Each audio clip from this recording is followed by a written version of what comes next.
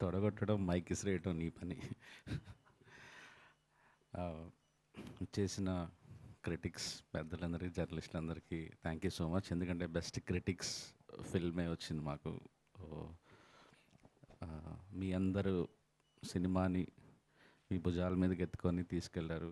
మొదటి వారం మీరు తీసుకెళ్తే రెండో వారం జనాలు పట్టుకెళ్ళిపోయారు. ముందుగా మీ అందరికీ పాదాభివందనం. అండ్ యా, ఇది అందరికీ మా అందరికీ చాలా సంతోషంగా చాలా ప్రౌడ్ మూమెంట్. ఎందుకంటే అంత శ్రీరామ్ గారు తప్ప అందరికీ ఇది ఫస్ట్ ఫిల్మ్ఫేర్. ఈ సంవత్సరం చాలామందికి ఫస్ట్ టైమర్స్కే ఫిల్మ్ఫేర్ వచ్చింది. ఆ, అందరికీ లభించిన అందరి విజేతలకి, నామినేషన్స్లో ఉన్న అందరికీ అభినందనలు. మ్, ముఖ్యంగా ఒక పాట ఎంత ముఖ్యం ఒక సినిమాకి ఆ, అనేది బేబీ సినిమా ఓపెనింగ్స్కి కానీ, ఈరోజు అవార్డులకు కానీ, ఓ రెండు ప్రేమ మేఘాలు ఇలా ఆ, అనే ఒక పాట ద్వారా ప్రూవ్ అయింది. సో విజయబుల్ గారిని ఫస్ట్ టైం ఈ పాట పుట్టుక గురించి కొద్దిగా షేర్ చేసుకుందాం అనుకుంటున్నానంటే, విజయ్ పాడితే చాలా దరిద్రంగా ఉంటుంది యాక్చువల్లీ. అతని అదృష్టం ఏంటంటే బేబీ ఆల్బమ్ ఇంత పెద్ద హిట్ అవ్వటం. ఆ, విజయ్తో తర్వాత పనిచేసే డైరెక్టర్లకి, ప్రొడ్యూసర్లకి ఇప్పుడు ఓకే, ఎందుకు వచ్చిందిలే డౌట్ పడ్డాం విజయ్ని. ఇది గొప్ప పాట అయి ఉంటుందని చెప్పి ఓకే చేసుకుంటారు. అది నిజంగా గొప్ప పాటే, కానీ అతను పంపించే ట్రాక్లో అసలు అది దానికి పాట లక్షణాలే ఉండవు అసలు. సో మనం చాలా ఎక్కువ ఊహించుకొని దాన్ని ఓకే ఇలా ఉండబోతోందేమో అనుకుంటే అది 2-3 స్టేజ్ల తర్వాత మన ఊహకు మించి ఉంటుంది అన్నమాట. అంత గొప్ప పాట అది. సో నేను ఎప్పుడు చెప్పుకున్నా, ఒక సింగర్ని ఎవరినైనా పెట్టుకొని ఒక మంచిగా దాన్ని పంపిస్తే డైరెక్టర్లకి ఇప్పుడు ఈజీగా ఉంటుంది విజయ్ అని. సో ఇలా నాకు ఒక 2 పాటలు, అంటే ఒక 30-40 పాటలు రిజెక్ట్ చేసిన తర్వాత ఒక 2 పాటలు పంపించాడు. 2 పాటలు ఎవరికీ అర్థం కాదు. వినిపించిన వాళ్ళకి నిజంగా ఇందులోంచి ఓ 2 ప్రేమ మేఘాలు ఎలా ఎలా వెతుక్కున్నారో అనిపిస్తారు అన్నమాట. సో ఆ 2 పాటల్లోంచి హుక్ లైన్, ఓ 2 ప్రేమ మేఘాలు నా లైన్ ఒక పాటలోంచి ఇంకో పాటలోంచి 2 తీసుకొని ఆ 2 కలిపి ఆ, చేసిన పాట అది.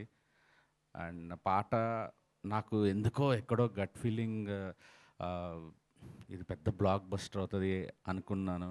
సో అనంత్ శ్రీరామ్ గారికి వెళ్ళి బాలు మహేంద్ర గారి యొక్క సినిమా ఆ, నిరీక్షణ అనే ఒక సినిమాలో ఆయనకు ఒక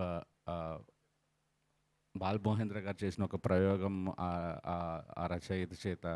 సో నేను తనకి మొత్తం కథ, బేబీ కథ, సినిమా సీన్ చెప్తే చాలు కానీ నాకు మొత్తం కథ అంతా చెప్పండి అని అడిగారు అనంత్ శ్రీరామ్ గారు. కథ అంతా విని ఆయన రాసిన ఆయన నాకు ప్రసాద్ ల్యాబ్లో చదివి వినిపిస్తుంటే నాకు 3 వెర్షన్లు రాసిస్తే 3 వెర్షన్లు ఏది సెలెక్ట్ చేసుకోవాలి అనేది కన్ఫ్యూజన్లోకి వెళ్ళిపోయాను. ఒక్క అక్షరం మార్చకుండా యాస్టీస్గా తెచ్చేసుకున్నాను. ఏది వదలకూడదు అని చెప్పేసి కుదిరినప్పుడల్లా సినిమాలో లెంత్ పెంచుకొని ఆ పాటకి మొత్తం సాహిత్యం అంతా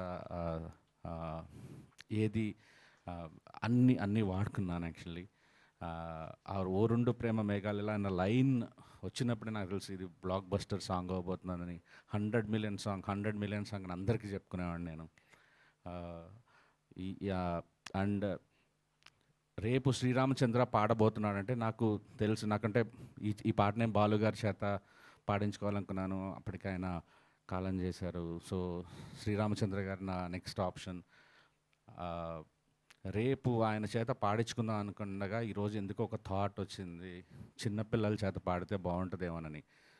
సో రేపు తను పాడితే నా ఈ ఐడియా, తను అద్భుతంగా పాడతాడని తెలుసు, పాడితే ఈ ఐడియా కాంప్రమైజ్ అయిపోద్ది. అందుకే అప్పటికప్పుడు విజయ్ని రిక్వెస్ట్ చేసి అనుదీప్, సో తను ఇంకొక మ్యూజిక్ డైరెక్టర్, తన చేతి ఒక పిల్లలందరినీ అరేంజ్ చేసుకొని ముందే పాట శ్రీరామచంద్ర పాడి తన వాయిస్లో వినక ముందే రికార్డ్ చేసేద్దాము.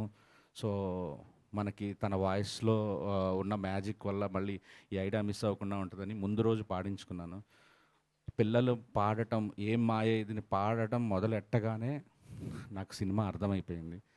ఈ పాట చాలు సినిమాకి, ఓపెనింగ్ వచ్చేస్తాయి, బ్లాక్ బస్టర్ అవబోతుంది ఈ సాంగ్ అని చెప్పి.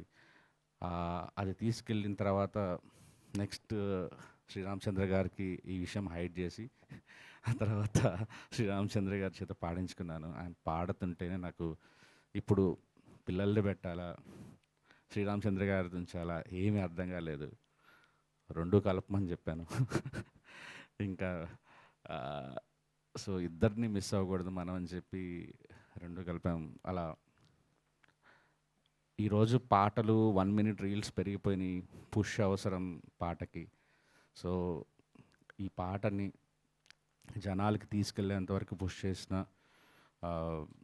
మా ప్రొడ్యూసర్ గారు, మా పిఆర్ఓ టీం, సురేష్ అన్న, సీనన్న అండ్ మా డిజిటల్ టీం వినీత్, వాళ్ళ టీం, హౌస్ఫుల్ టీం అందరికీ thank you so much. And మాకు 8 నామినేషన్లో 5 గెలుచుకోగలటం ఒక చిన్న సినిమా, నిజంగా చిన్న సినిమా. చాలా చాలా చాలా సంతోషం. ముఖ్యంగా బెస్ట్ ఫిలిం దొరకడం అనేది చాలా చాలా చాలా సంతోషం. ఎందుకంటే ఒక టీం వర్క్కి ఇచ్చిన ఇది ఫిలిం అనేది. నవ్యు అండ్ వైష్ణవికి రావటం అనేది చాలామంది యాక్టర్స్, స్ట్రగ్లింగ్ యాక్టర్స్ ఇప్పుడిప్పుడు యాక్టర్స్ అవుదామనే అవకాశం ఇంకా రాక కొద్దిగా బాధల్లో ఉన్న వాళ్ళందరికీ వైష్ణవికి ఆ ఫిల్మ్ఫేర్ రావటం అనేది ఒక ఇన్స్పిరేషన్గా అనుకుంటున్నాను. Good luck Vaishnavi.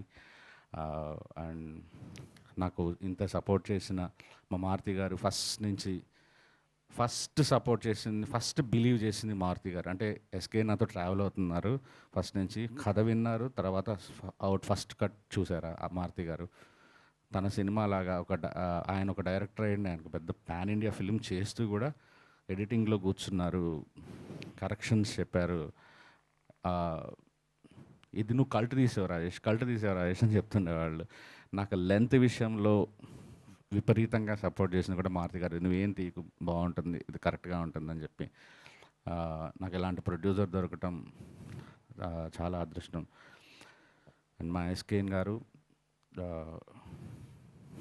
Okay SKN media ముందు ప్రొడ్యూసర్కి మర్యాద ఇవ్వలేదంటారు. ఎస్కేఎన్ గురించి నేను ఏం చెప్పాలి ఇంకా. యా, ఇవన్నీ తనకే, ఇవన్నీ తనవే.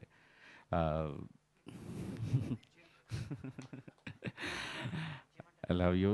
యా, మేము ఇంకా మా కాంబినేషన్లో చాలా మంచి సినిమాలు రావాలని, ఈసారి రెమ్యూనరేషన్ కాక పార్ట్నర్షిప్ కూడా పెడతాడని కోరుకుంటున్నాను. థ్యాంక్ యూ అండి. నెక్స్ట్